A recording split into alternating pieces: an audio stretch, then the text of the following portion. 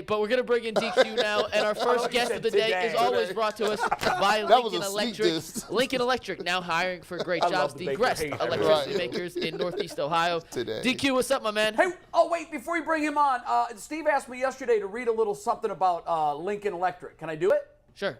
Okay, because there was some, we didn't even know what the hell it was. They make electricity. No, they don't. No, when you said that yesterday. McNuggets literally thought they were like electric company. Because it's called Lincoln Electric. Right. I thought they were like, I thought they provided like commercial and residential electrician skills. Yeah. But here's actually what it is. This is from Steve, our boss. He said maybe you could sneak this in after Mikey's read.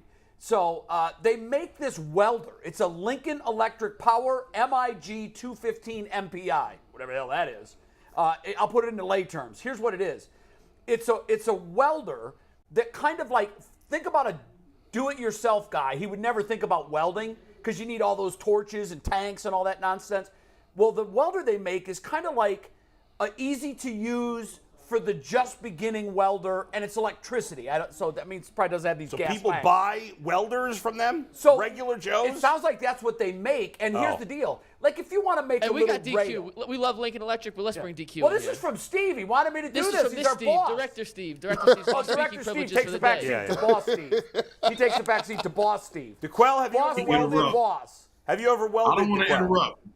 Go for it, Jay. I don't want to interrupt. If you want to weld, don't buy those big tanks with the gas that you can blow your house up with. Go to Power Electric and buy this like MIG 215A XYZ. And then you can try these little do-it-yourself weld projects at home safely without blowing up your house. I think DeQuell is going to probably do. Are you going to do that, DeQuell? Are you going to buy a welder? I want to see it if he does. Probably not. I had him as a welder, guys. I did. Hey, DeQuell, what'd you think of the trade there? Elijah Moore and a third round pick to the Browns for the Browns' second round pick. What do you think? Yeah, I love it's a great value pick. I think you guys hit a lot of points that, I would probably, reiterate here. It's like he works well in that receiver room with Amari Cooper, who, obviously, it's debatable what type of number one receiver he is, but we know at the very least he's reliable, dependable, and you got DPJ, who, in my opinion, will morph into this red zone type of target where, when the ball is in the air, you feel pretty confident he's going to come down with it. And then you add this piece, Elijah Moore. He's that chain mover. He's that guy that could take it the distance. And I really love the value with this pick. I think he put a button on and a bow on, some of the moves that picking Elijah Moore. There's a lot of upside in my opinion. When you look at what he was able to do with how many quarterbacks he played with the Jets, obviously Zach Wilson was, in and out of the lineup, but I really like this pick because he still showed he can be productive with a lot of different moving parts on that offensive team. And look at this. I'm looking at the slide here. Yeah. Clearly, he was much better with Flacco, White, and Josh Johnson. And I don't even know who the heck the last guy is. I've never heard of him. No clue either. Yeah, I didn't. I played one game. He played half a game for the Jets. Pick, man. I really like this pick. And listen, we gave up that second round pick. You basically get a guy that that can play the position, that can help and fit well with this room. I was reading comments about him earlier about some things that happened late in the season last year. He was asking for a trade. Then all of a sudden he started getting the ball more, and the guy was super excited. So I think he's going to be super excited to come in and energize because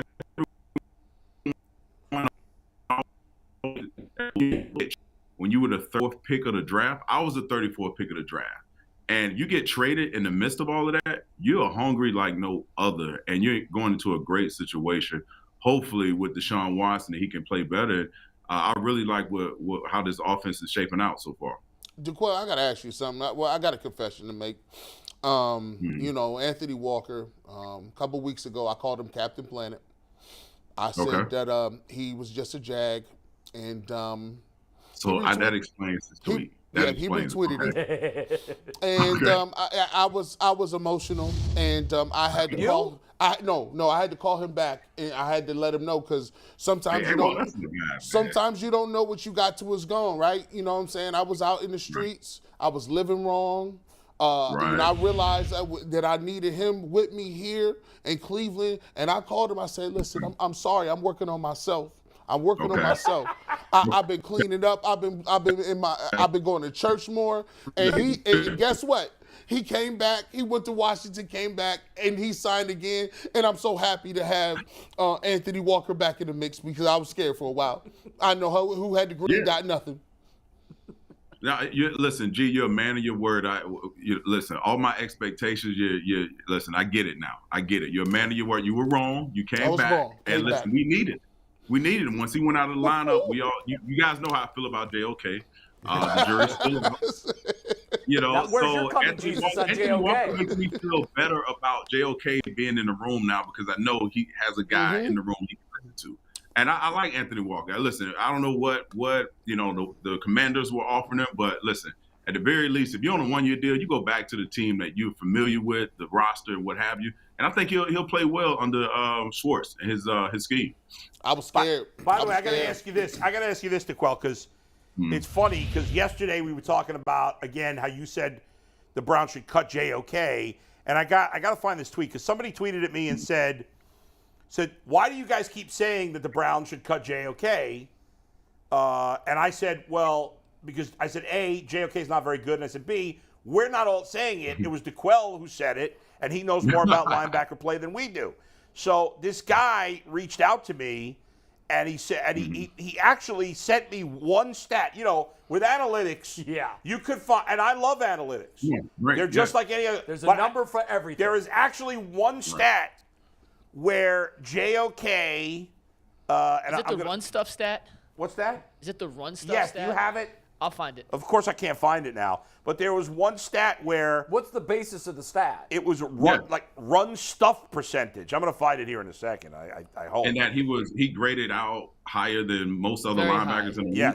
Yes. I don't know why I can't find it now, I think second in the league. Well, I'll find the stat. Yeah. Well, My favorite analytic is the eye test. Was he? I mean. Well, here I don't know. I can't find it. But anyway, I don't know. So do you? So for a third time, do we want to take back cutting him? He just did. He doubled down earlier. No, he just took it back. He said, "I'm okay with him now." Because AWOL's in the room again. Yeah. Bull, until he shows me, listen, I like the fact that AWOL's in that room. He can help groom this young player, but he still has a lot to prove to me. And listen, 100%. Athletic ability, I'm one of those people, I can look past athletic ability. I need to see how you're reacting to certain plays when they show up. And are you dependable from the first snap to the last snap of the season? That, to me, is where he is all over the place. And he has to make huge leaps in his play in order for him to – listen, do I think the Browns are going to cut him? No, because he's a second-round pick. Yeah. But if I were there, you try to find value for him because I'm sure – other teams will see a guy like him that's raw, all this athletic ability. You know what? I can be the guy to change. And today, I haven't seen enough to say, you know what? He's a guy that I can rely on. Do I want him to play better? Absolutely, but I just hadn't seen it on film Can I so ask far. You a question about? I stand my ground. I want to ask you a question about. We've been talking about this throughout the week, and I brought up the fact that the Browns linebackers, who I guess as a core you would say are smaller, that we certainly don't possess these huge linebackers, and that's obviously been the trend of the league to go with smaller, more athletic linebackers to help out in these mismatches with tight ends and whatnot. But ours, to me, I don't know where they rank in size league wide, but just to me, to look at them, I look at them and the judgment I make is we got a small linebacking core, and last year we had an injured linebacking core, one after another, suffering these season-ending injuries. And I'm wondering what your thoughts are on that. And if you go small and you get these guys dinged, it doesn't matter who the hell you have playing that position because now you're with backups. Yeah, it's a challenging situation. For me, look at the moves that AB made in that front office, obviously they had to address up front.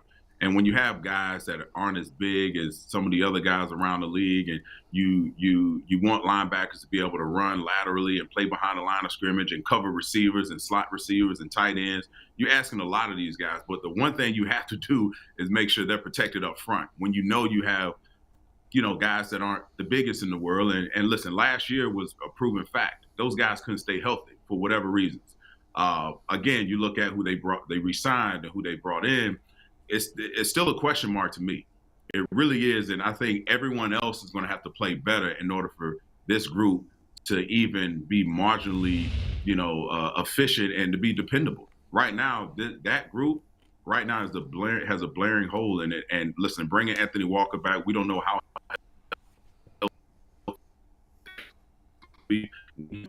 who at least is good for the locker room. That's a great leader. But again, your guess is better than mine in terms of how well this group is going to play. And the question marks still linger for me. It stinks. It stinks in that room right now. It's the biggest, I don't know if hole is the right word, but they've addressed all their other needs, right? Like everything. Mm-hmm. Defensive line, receiver, safety, everything that we've talked about all offseason and then back to last season, they've addressed every spot except linebacker. So I guess two things. One, can you find in the third round an impact linebacker who can step on the field for you on day one? Maybe not in a starter's role, or maybe it is a starter's role. I don't know. What do you think? And also, what do you do with Taki now? Because I thought he was better in the middle than he was anywhere else. And now if you're bringing Ewok back, so what do you do with Taki? Well, I think that was a move. Listen, my JOK theory, I'm gonna stand firm to it. I think they realized he was playing out of position. They don't know really where he's going to end up, and I feel like hope that star. However, Taki played well when he was in the middle. Mm-hmm. I thought he was great in coverage. I thought he played. He didn't screw anything up, right? And I think that could be. You can work with that. You can always use a guy like that. But again, to go in the draft to try to find a guy who can come in and command the room and command a Myles Garrett and understand what Schwartz wants and with his track record, it's going to be extremely hard to find a guy. Not to say you can't do it, but you're going to have to find an extremely confident backer that can come in, command the room, command a guy like Anthony Walker that's on a one-year deal, he's on a prove-it deal. Taki the same. There's a lot of moving parts if you want to put on one particular guy to come in to say, you know what, you get the keys, whether it's first and second down or third down. It's going to be extremely hard to find a guy like that. And that's what every defensive coordinator, every coach wants to find a guy like that. But your guy right there with the screeners up is Anthony Walker right now. And let him contribute right now. And listen, again, the linebacker position, listen, Bobby Wagner's out there. I don't know why they didn't kick the tires with him. At least maybe his price tag is too much, but at the very least, the guy can play. But again, I feel like they're going to have to address this position in the draft because right now you're running out of options in terms of veterans to bring in. Yeah. DeQuell, as I was watching JOK, I said you on Double Down on it last week, and I was watching him. And to me, it seems like he plays this role. It seems like they have to make a position for him. He has to in college, there's either a bandit or a star role. And usually a bandit or a star is a guy that's a stand-up guy. He's not really a linebacker. He's not a safety. But he has very little responsibilities. It's basically, it's almost a green dog. If they tight end block stays in, you're going to come on a blitz or rush. And he covers very specific people. You could put him on a tight end and cover him down the field one-on-one. But G, I don't mean to interrupt you, but that's a guy. How do you coach a guy like that that's positionless on the defense? That's what makes it so difficult. And JOK doesn't. They would have to create something. Great at one thing to be able to build off of, and that's where my that's where my patience run thin. You're not good at one thing, and as much as I've watched him, nothing jumps out at me. But I'll tell you this: the best way I can explain it. With his ability on the field, Tyvis and I, we were talking about this 2 days ago. We were texting back and forth. And he was giving me crap about my take on JOK.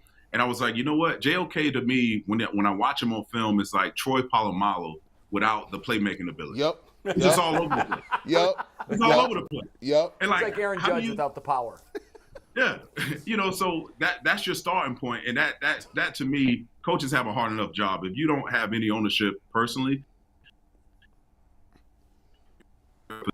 then create fix all these bad habits, and all of a sudden you have a masterpiece. It just doesn't work like that.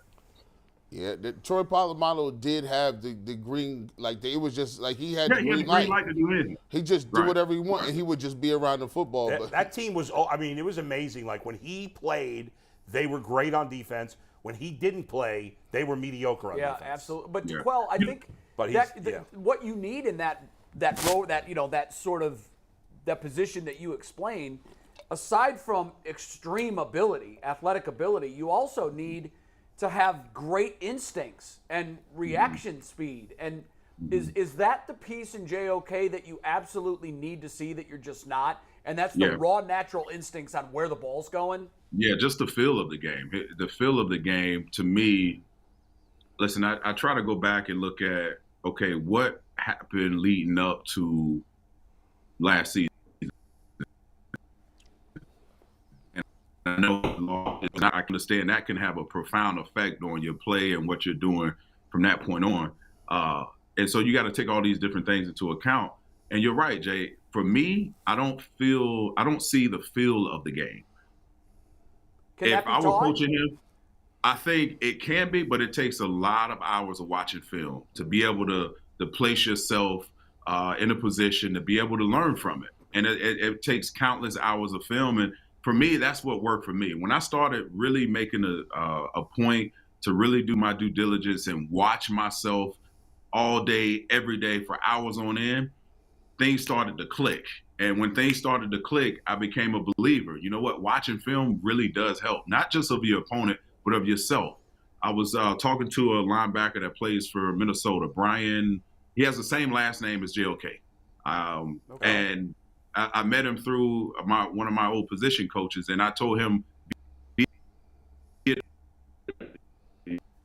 was like, second down runs, third down runs, watch yourself endlessly, because he's in the same boat. He's a young player who's trying to find his way. I think that's the start. That's the start of it. And obviously, I think Schwartz being in that room will have a profound effect on every one of those guys, because he's going to demand it from them, and he's going to command the room. And heck, listen, if you're not getting it done, if he doesn't, respect you and value you, then, it's downhill from there. But listen, I want him to do well. I know I'm piling on him, but, that's the position that I played, and I know it well. And I just want him to succeed. And right now he's just not doing the things for whatever reason to help himself. Well, people that want to get better welcome constructive criticism. And by the way, I think you're the nicest guy in the world. I don't think you're throwing darts at a guy to throw darts at him. I think you're just saying you would love to see out. And I use kid gloves some of the time when I'm patient when it comes to who wants to play, do right. But again, you have to have leadership in right places to show them how to be a better pro, how to go about your day, how to plan your days out, how to plan your offseason out. And if you don't have that, then you're lost. You're just clearly relying on your physical prowess. And listen, that's only going to carry you so far. If you want a career in this league, you want to make an impact in this league, then you got to start understanding these things at a very young age. And he came to football later, if I remember correctly. JOK. So like that, the instincts are not going to be there for a guy who played since he was 5 years old. And so it's going to take him time. He may not have enough time. We'll see. Thanks, DeQuell. Yeah, DeQuell, thanks. Great Always stuff. fun. See you later. The hope is